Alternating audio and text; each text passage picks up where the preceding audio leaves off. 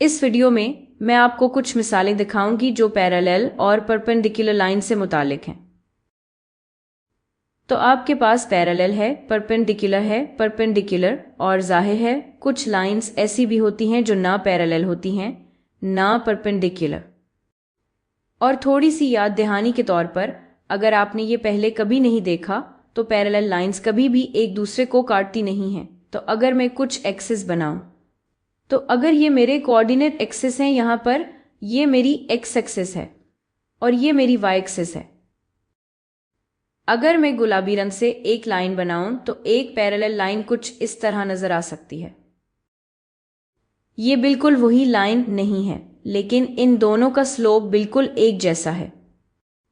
अगर ये किसी खास मिकदार में हरकत करता है, अगर ये y में तब्दीली और x में तब्दीली का तनासब एक मखसूस मिकदार है, तो ये y में तब्दीली और x में तब्दीली का तनासब हमेशा यकसा रहता है और इसी वजह से ये कभी आपस में नहीं मिलते। तो इन दोनों का एक जैसा स्लोप होता है।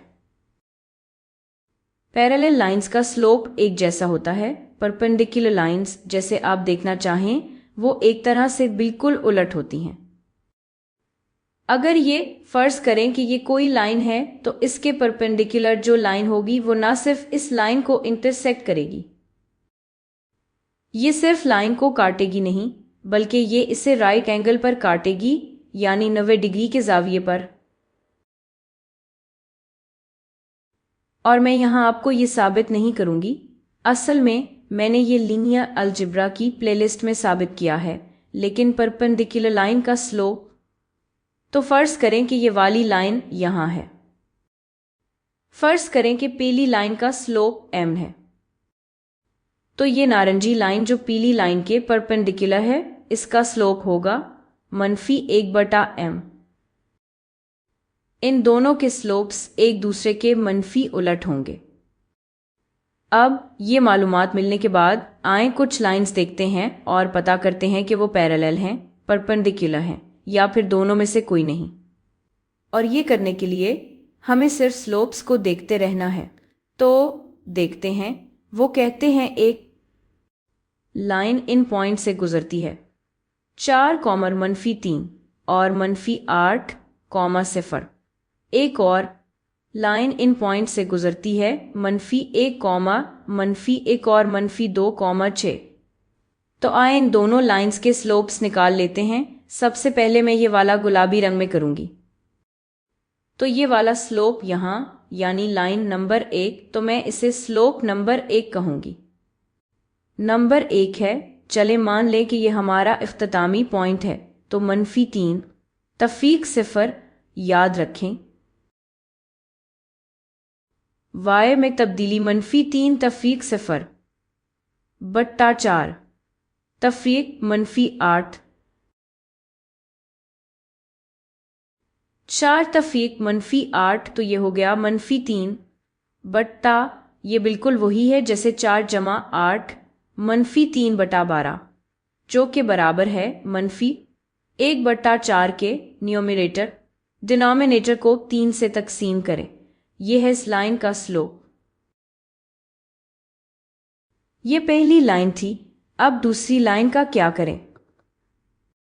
दूसरी लाइन, इसका स्लोप है, चले यहां लेते हैं -1, -1 तफीक 6 बटा -1 तफीक -2 बराबर है -1 तफीक 6 बनता है -7 बट्टा -1 तफीक -2। ये बिल्कुल वही है जैसे -1 + 2, यानी सिर्फ 1। तो यहां स्लोप है -7। तो यहां इनके स्लोप्स यानी ढलवान ना तो बराबर हैं, इसलिए ये पैरेलल नहीं है और ना ही ये एक दूसरे के मनफी उलट हैं। तो ये दोनों में से कोई नहीं। ये ना पैरेलल है और ना परपेंडिकुलर। ना पैरेलल और ना परपेंडिकुलर, तो ये दोनों लाइंस एक दूसरे को काटती तो हैं, लेकिन ये 90 डिग्री के जाविये पर नहीं काटेंगी। चले इस तरह के और भी 2-3 सवाल करते हैं। तो मेरे पास यहां फिर से एक लाइन है जो इन पॉइंट से गुजर रही है, और फिर एक और लाइन है एक और लाइन जो इन पॉइंट से गुजर रही है, तो आए बस इनके स्लोप्स देखते हैं। तो ये जो हरी वाली है, इसका स्लोप क्या है? हरी वाले का स्लोप मैं इसे पहली लाइन कहूंगी। हम कह सकते हैं, देखें, y में तब्दीली तो हम कर सकते हैं -2 तफीक 14 बट्टा मैंने -2 पहले किया, अब 1 पहले कर लेती हूँ बट्टा 1 तफीक -3, तो -2 तफीक 14 बनता है -16। 1 तफीक -3 ये बिल्कुल वही है जैसे 1 + 3 यानी बटा 4, तो ये है -4। अब इस दूसरी लाइन का स्लोप क्या है जो यहां है? तो हमारे पास इस दूसरी लाइन का स्लोप है, चले मान लें 5 तफीक, तो मान लें 5 तफीक -3 ये हमारी y में तब्दीली है बट्टा -2 -2 तफीक 0, तो ये बराबर है 5 तफीक -3 के, जो बिल्कुल वही है जैसे 5 + 3 यानी 8, और फिर -2 तफीक 0 बनता है -2, तो ये सब ये भी बराबर है -4 के। तो ये दोनों लाइंस पैरेलल हैं, ये दोनों लाइंस पैरेलल हैं, इन दोनों का स्लोप बिल्कुल एक जैसा है। और मैं चाहूंगी कि आप दोनों लाइंस की इक्वेशंस खुद से निकालें और दोनों लाइंस का ग्राफ बनाएं और खुद तस्दीक करें कि ये वाकई पैरेलल हैं। चले अब ये वाला करते हैं। एक बार फिर ये सवाल है स्लोप्स यानी ढलवान निकालने का, तो इस पहली लाइन के पास वो पॉइंट्स हैं, आए इसका स्लोप निकालते हैं।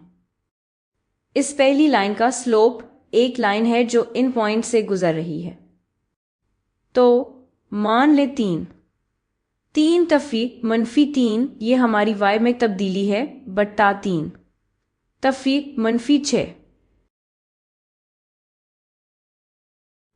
तो ये बिल्कुल वही है जैसे 3 + 3 जो बनता है 6 बट्टा 3 + 6 जो बनता है 9, तो इस पहली लाइन का स्लोप है 2/3। अब दूसरी लाइन का स्लोप क्या है? तो ये दूसरी लाइन है वहां, ये दूसरी लाइन है जो इन पॉइंट से गुजर रही है, तो दूसरी लाइन का स्लोप देखते हैं। हम कह सकते हैं -8 तफीक 4 बट्टा 2 तफीक -6,